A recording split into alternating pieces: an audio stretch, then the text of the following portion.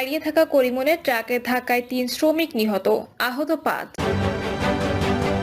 এদিকে মারা গেছেন ভারতের সাবেক প্রধানমন্ত্রী মনমোহন সিং। সচিবালয়ে অগ্নিকাণ্ড, যে সন্দেহের কথা জানালো শিবির। এটি দুর্ঘটনা নয়, পরিকল্পিত অগ্নিকাণ্ড, বললেন নুরুল হক। এবং সর্বশেষ জানাবো বিএনপি নাগরিক কমিটি কিংস পার্টি বাহাস।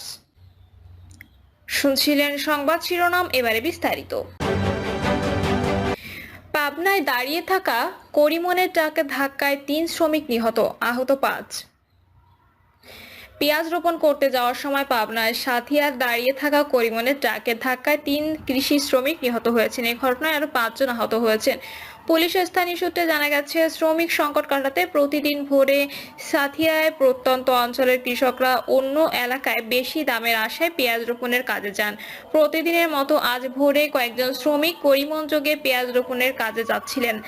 মাঝপথে করিমনের সমস্যা হলে রাস্তার পাশে দাঁড় করিয়ে ঠিক করা হচ্ছিল। এ সময় ঘন কুয়াশা দেখতে না পেয়ে মাধপুর থেকে সাথিয়াগামী একটি দ্রুত গতির মালবাহী ট্রাক পেছন থেকে সজোরে ধাক্কা দিলে ঘটনাস্থলে করিমনের ৩ যাত্রী মারা যান। আহতদের উদ্ধার করে পাবনা জেনারেল হাসপাতাল ও স্থানীয় হাসপাতালে চিকিৎসা দেওয়া হয়। ঘটনার সত্যতা নিশ্চিত করে সাথিয়া থানার ওসি আব্দুল লতিফ বলেন, মরদেহ উদ্ধার করে পাবনা জেনারেল হাসপাতালের মর্গে পাঠানো হয়েছে। এই ঘটনায় ট্রাক চালক পালিয়ে গেলেও ট্রাকটি জব্দ করা হয়েছে। এ বিষয়ে আইনি ব্যবস্থা প্রক্রিয়াধীন। মারা গেছেন ভারতের সাবেক প্রধানমন্ত্রী মনমোহন সিং। ৯২ বছর বয়সে না ফেরা দেশে পাড়ি জমালেন ভারতের সাবেক প্রধানমন্ত্রী ও দেশটির প্রধান বিরোধী দল কংগ্রেসের প্রবীণ নেতা মনমোহন সিং। স্থানীয় সময় রাত ৯টা ৫১ নয়াদিল্লির অল রাউন্ড ইন্ডিয়া ইনস্টিটিউট অব মেডিকেল সায়েন্সে শেষ নিঃশ্বাস ত্যাগ করেছেন তিনি। দেশটির সংবাদ মাধ্যম এনডিটিভির প্রতিবেদনে বলা হয়েছে, শারীরিক অবস্থার আকস্মিক অবনতি হওয়া স্থানীয় সময় রাত ৮টার দিকে হাসপাতালে নেওয়া হয় মনমোহন সিংকে। চলতি বছরের শুরুর দিকে রাজ্যসভা থেকে অবসর নিয়েছিলেন দেশটির ওই প্রবীণ রাজনীতিক। এক বিবৃতিতে এআইআইএসএম বলেছেন, কংগ্রেসের প্রবীণ নেতা মনমোহন সিংকে বয়সজনিত অসুস্থতার কারণে all India institute of medical সায়েন্সে ভর্তি করা হয়েছিল। হঠাৎ করেই নিজ বাড়িতে চেতনা হারিয়ে ফেলেছেন তিনি। হাসপাতালে আনার পর চিকিৎসকদের সকল প্রচেষ্টা সত্ত্বেও তার চেতনা ফেরানো যায়নি। হাসপাতালে চিকিৎসকরা রাত ৯টা ৫১ তাকে মৃত ঘোষণা করেন। সচিবালয়ে অগ্নিকাণ্ড, যে সন্দেহের কথা জানালো শিবির।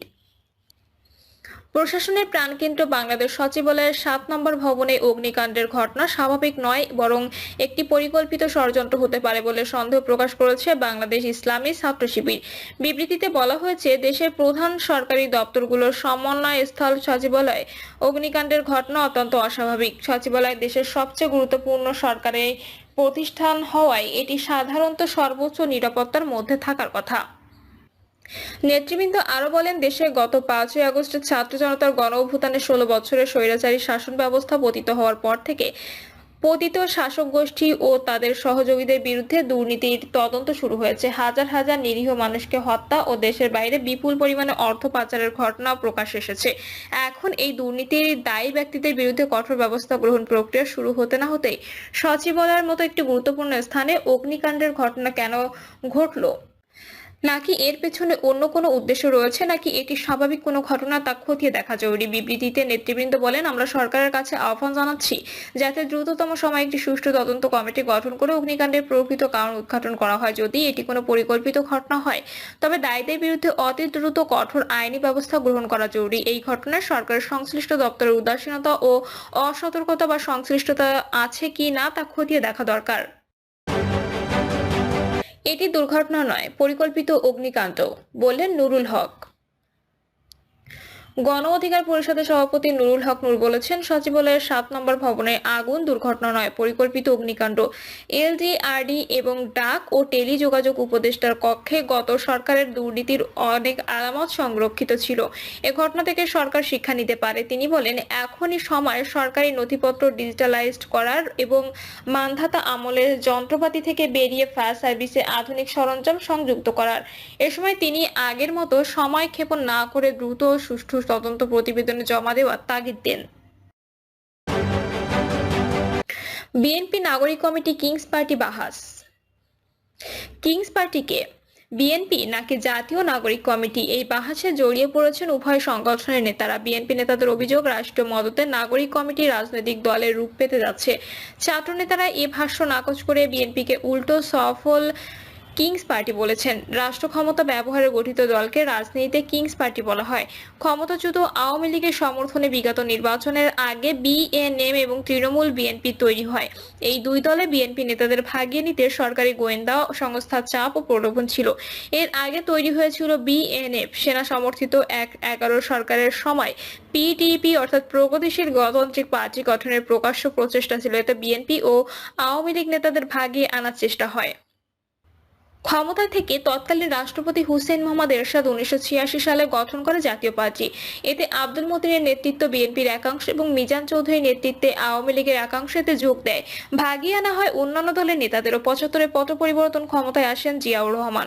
1977 সালে 21শে এপ্রিল তিনি রাষ্ট্রপতি হন। ওই বছরই বহুদলীয় গণতন্ত্র পুনঃপ্রবর্তন করেন। গঠিত হয় জাতীয়তাবাদী গণতান্ত্রিক দল। এটি সহ 6 দলীয় জোট জাতীয়তাবাদী ফ্রন্টের প্রার্থী হিসেবে পরের বছর ৩রা জুন সরাসরি ভোটে রাষ্ট্রপতি নির্বাচিত হন জিয়াউর রহমান। এই 3 মাসের মাথায় তার নেতৃত্বে গঠিত হয় বিএনপি। তাই ছাত্র নেতৃত্ব উল্টো বিএনপিকে কিংস পার্টি বলছে। এ তকমার জবাবে দলটির স্থায়ী কমিটির সদস্য ইকবাল হাসান মাহমুদ টুকু বলেন, বিএনপির বয়স যখন 40 বছরের বেশি, দেশের সবচেয়ে বড় রাজনৈতিক দল।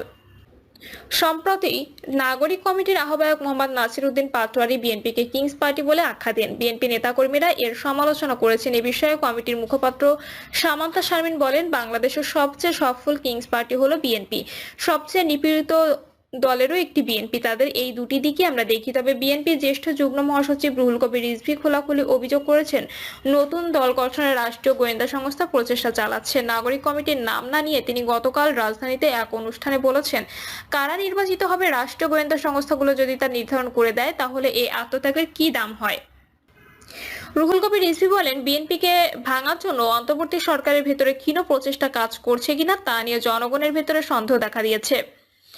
বিএনপির স্থায়ী কমিটির সদস্য ইকবাল হাসান মাহমুদ টুকু বলেন, প্রত্যেকের রাজনৈতিক দল গঠনের অধিকার রয়েছে। কেউ দল গঠন করতে স্বাগত জানান বিএনপি, তবে দেখতে হবে সেই দল জনগণের আস্থা অর্জন করতে পারবে কিনা। অভ্যুত্থানে ছাত্র নেতারা গত 8ই সেপ্টেম্বর গঠন করেন জাতীয় নাগরিক কমিটি নামের প্ল্যাটফর্ম। তারা ক্রমে দল গঠনের দিকে এগোচ্ছেন। রাষ্ট্রীয় পৃষ্ঠপোষকতার বিষয়ে কমিটির মুখপাত্র সামান্তা শারমিন বলেন, রাজনৈতিক দল গঠনে রাষ্ট্রীয় মদত নেওয়ার প্রশ্নই আসে না। কোনো সুনির্দিষ্ট অভিযোগও নেই, ধোঁয়াশা রয়েছে শুধুমাত্র। তারা যখন আমাদের বাংলাদেশ কিংস পার্টি বলেন, তখন জানতে চায় অন্তর্বর্তী সরকার কার না। তারা কি এই সরকারকে নিজেদের মনে করেন এই সরকারের অন্য কেউ চালাচ্ছে? তারা কি চান এই সরকার না থাকুক, প্রশ্নবিদ্ধ হোক? ছাত্র জনতার অভ্যুত্থানে গত 5ই আগস্ট শেখ হাসিনা 15.5 বছরের কর্তৃত্ববাদী শাসনের পতন হয়।